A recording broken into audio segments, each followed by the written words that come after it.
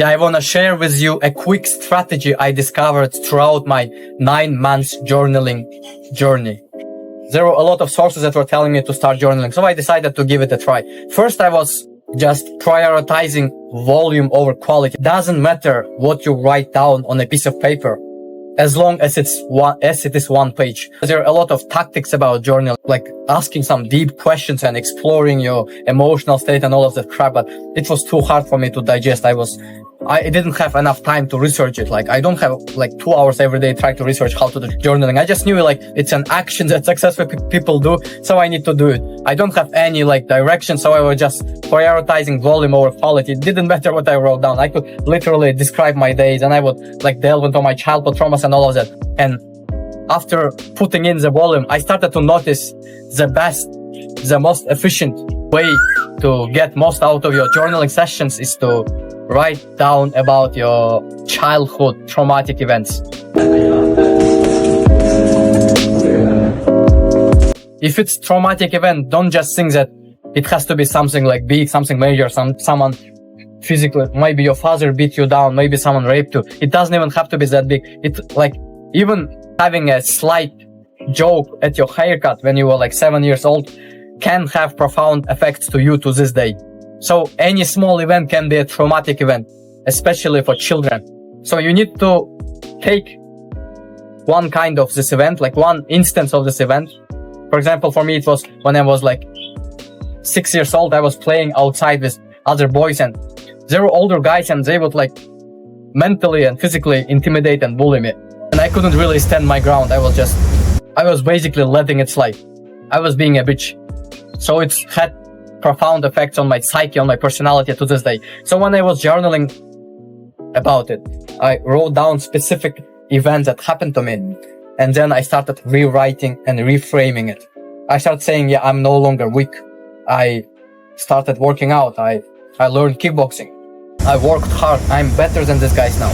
Now I'm no longer gonna be intimidated. I'm not a weak person I used to be. I was just a child. Now I'm an adult. I can stand my ground. And at first it will seem cringe, but the more you do it, repeating the action over and over again, like in the span of 9 months, I was like remembering specific like 6 or 7 instances of being bullied. And then I reframed all of them. And recently, like 1 week ago, I had a dream reliving these bullying sessions that happened to me in my childhood. But this time I was taking a different actions that I described in journaling session. I was standing my ground. I literally have seen it in my dreams. It has a profound effect on my personality. I rewrote this insecurity. Now I'm much more capable. Now, if someone tries to bully me, probably I'm gonna fight back. I'm gonna stand my ground. Like no longer someone will take advantage of me.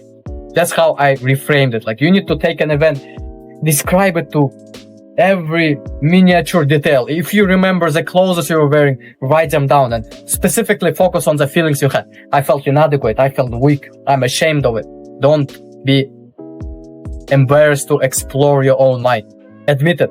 Admit that it affected you. Maybe someone made even a joke about your haircut when you were 7. Like, admit that it affected you. One more thing, you need to realize that it's just a part of life. Don't think it's some kind of unnatural, evil thing that happened to you. Yeah, I was bullied, pity me. It's not true, because you've been bullied, I've been bullied. Like millions of kids have been bullied since the dawn of humankind. Like even cavemen probably bullied each other. So it's just natural part of life. You cannot do nothing about it. The only thing you can do is choose to remain unharmed. I was literally writing down, I choose to be unharmed. It might seem cringe and might seem counterproductive, because when I was writing it down, I didn't think that it will have like such a profound effect on me. But actually I was feeling emotions. I was feeling some kind of relief. I was taking this disgusting looking clock of toxic trauma that was inside of me and was releasing it every time I was journaling.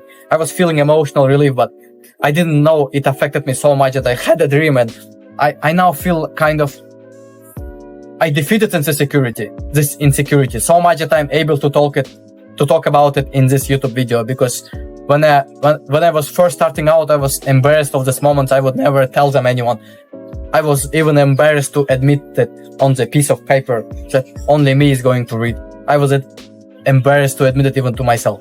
So that's a most effective strategy I have discovered throughout my 9 months of journaling sessions. I hope you give it a try. Bye.